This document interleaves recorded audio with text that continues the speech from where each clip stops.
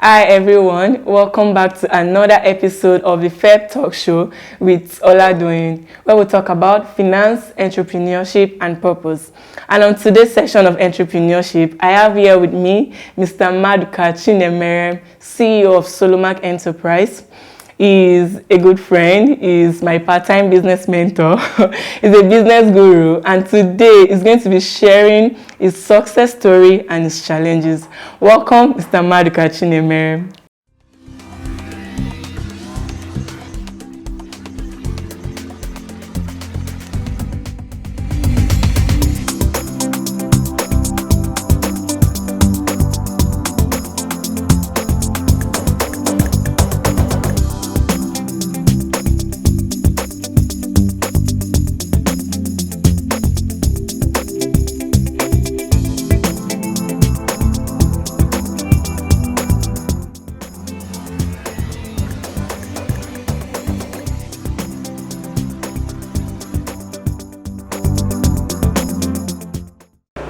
Welcome, Maduka, to another episode of the FEB Talk Show.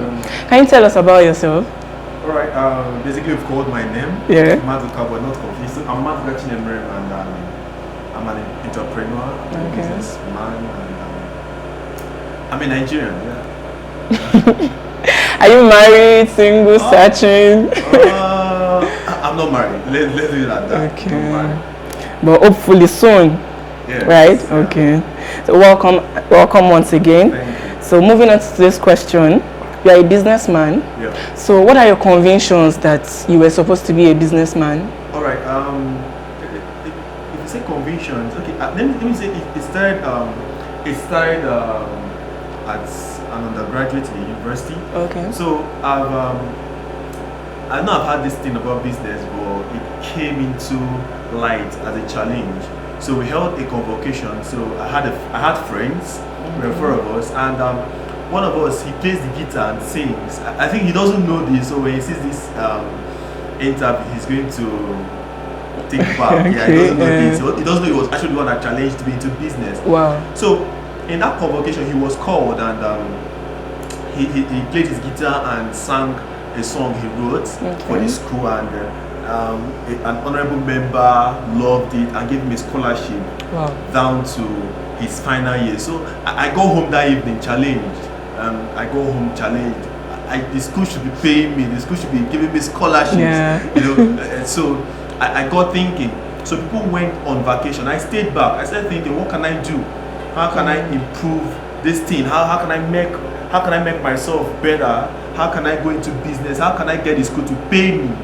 Yeah. So, and I started thinking. I developed 3 proposals for the school, and my mindset of those 3 proposals was the fact that I was going to take it to my vice chancellor. If he doesn't take the first proposal, he will find the second one promising. If he doesn't find the second one promising, he's going to find the third one promising. So I took it to him, and he looked at the first proposal and he got interested, and he told me let's get it going. Wow. And we did, and I finished the project, which I didn't get my hands on. Okay. So and also part of doing that project was that there was nothing I looked as I termed impossible, on doing that project. And on completion of that project, I had a whooping profit of a million naira. That was my first 1 million I made as an undergraduate. Wow. Under 20. Wow. Yeah. So, and that was it. So I started pushing out. I started going through the process. And another thing I did that made it a conscious part for me was that I had to do my internship. Okay. Yeah. I had to think of, okay, I don't just want to go anywhere just for the sake of filling what we call the logbook. You know, I wanted to consciously go to a part whereby I can know how the integral part of companies run, the integral part of industries run. Yeah, so I chose an industry company, a mining industry, right? So I went there to do my internship. My first part of internship in 3 months. So I went there, I did my internship, and I saw how industry runs, how a mining company runs, as a company runs. So the second part of my IT, I did in a corporate firm, right? So why doing these 2 things was basically because I needed to know how to run a company, how to start up a company, how to run a company. So of course these companies were already existing.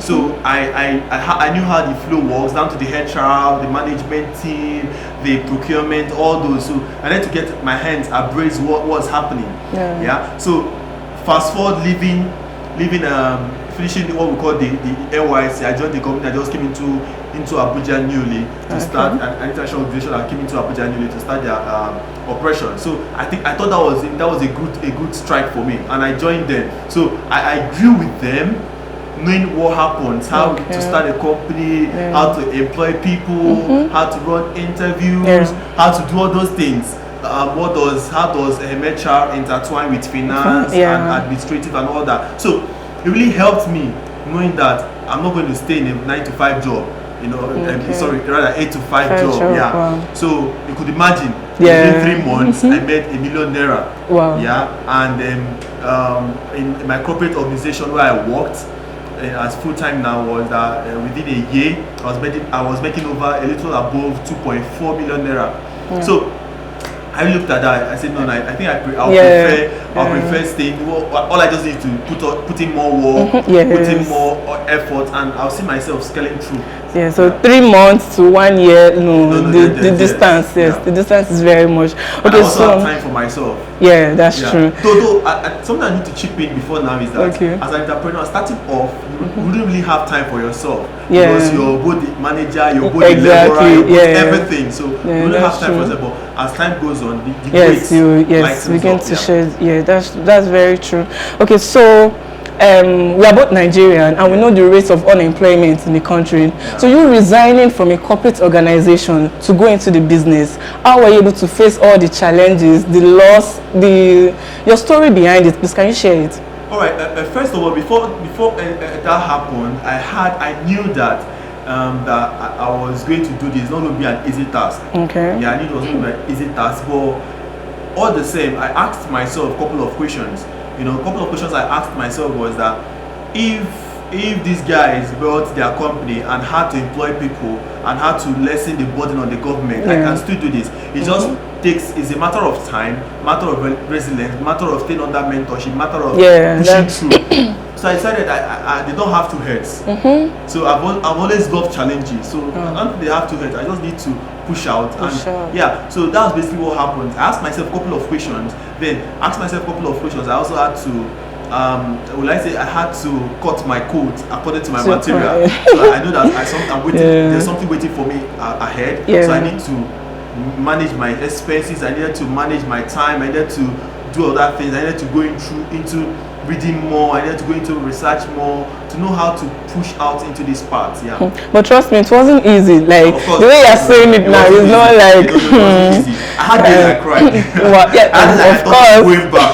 Of course, days of saying I'm done, I'm never doing it again. Wow, that's very true. So consistency, hard work, pushing forward, like not giving back, by fire by force. I must get this thing. Have better yesterday. Don't think your yesterday will be better than today. You've had yesterday better. Make sure today is better than yesterday. Exactly. You've had yesterday challenging. Let every day be a challenge for you. Look at every new day as a challenge for you. Wow, thank you so much. This is a take-home assignment for everybody. So before you go, there's a short game for you, and I'm very much aware that your mentor is Tony Elumelu. So in 5 seconds, you're going to tell us about him. Wow. Okay. Really, before I will talk about Tony Elumelu, I had a challenge as an entrepreneur, as an early entrepreneur. Part of that challenge that I lost some millions, couple of millions. So it was on a Friday. It was on a Friday, and I lost that one on a Friday. If I lost that on Monday, I got it on a Friday. So I had to call in friends, and some persons told me, "Don't commit suicide." And but that was really, suicide did not really pass through my mind, because when I lost that money, I went to YouTube. I searched for my worst day in business, and the one I saw before my mentor told me to lose all was that I saw FEMI OTEDOLA's own. So I saw within a day in 2018, a man lost over millions of dollars. Wow. So how did this man survive? Exactly. And down the lane, within 6 years, he has come up to the top chart as one of the richest men in Africa. How did it happen? So I saw that this man said something significant that stood out for me, and I've held that word close to me. Is that he said when he lost that money, he decided two thoughts came to his mind: commit suicide or weather the storm. So he decided to weather the storm. So I just understood that we all have our decisions in our hands. Exactly. What you decide to do is in your hands. If you decide to weather the storm, it only takes time. But if you decide you don't have that time, you need to commit suicide, you need to shorten your time, fine. But I wouldn't, for those out there, I wouldn't, there are better days ahead. There are better days ahead. So you just have to keep up pushing. So down to Tony Miller, I've read his story. He's a man that joined an organization and without having the qualifications of joining the organization. And he gave them a notice. Let me work for a couple number of days or months and don't pay me. See my workflow. And at a young age, he became one of the managers. At a young age, managing a branch. Wow. At a young age, acquired a bank. At a very young age, pushed out. And I've watched his story. Each time I read his story, it's always fresh. You know, I've watched his line of story, and I see that he's a man that over time has built this success. Yes. You know, so I'll tell people, if you see your work, you can predict success. Yeah, if you put up work, you can predict success. You know, so he's really a man I would love to meet one of these days. Yes. You know, I've not seen a man that don't put up his face. Exactly. Yes. I'm not saying a man that don't do that, because he's a man that motivates me down to what he's doing in Africa among entrepreneurs, the TF Foundation, down to what you know, and I'm excited that I'm excited he also acquired what FEMI OTEDOla, that's the Transcorp Purity. So he's someone that has foresight for the youth, someone that wants a growing economy, a connected economy, and all that. So I really appreciate him for that. He's one man I look up to meeting.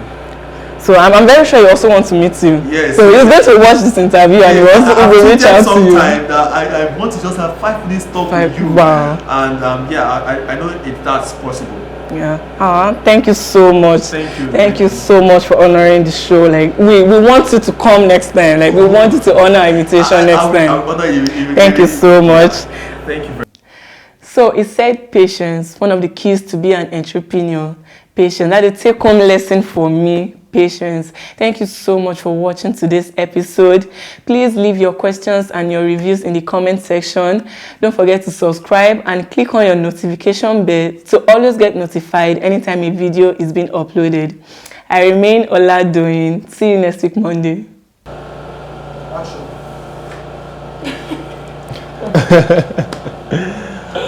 Okay. Welcome, Mr. Maduka. Thank you, Ms. Doyen. She's used to me. I don't understand. Oh, Maduka. Which one is Mr. Maduka? Okay. Thank you so much, guys, for Thank you so much.